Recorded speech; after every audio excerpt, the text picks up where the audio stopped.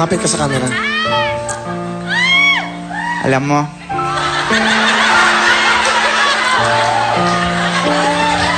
namimiss na kita.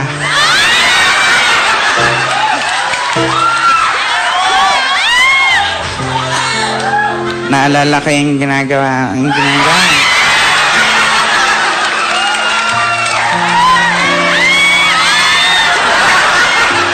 Hindi kasi pinagmamalaki ko siya kasi sobrang sweet sa akin. Ganun. Katunayan nga, sobrang sweet.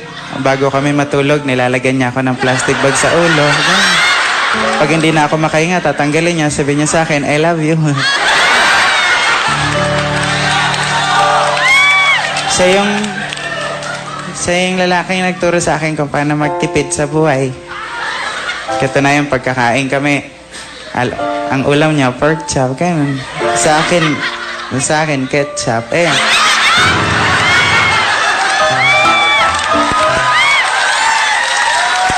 Pero, masaya ako sa kanya. Proud na proud ako. Kasi, never siyang nahingi ng pera sa akin. Kung sana lang kumukuha sa wallet ko.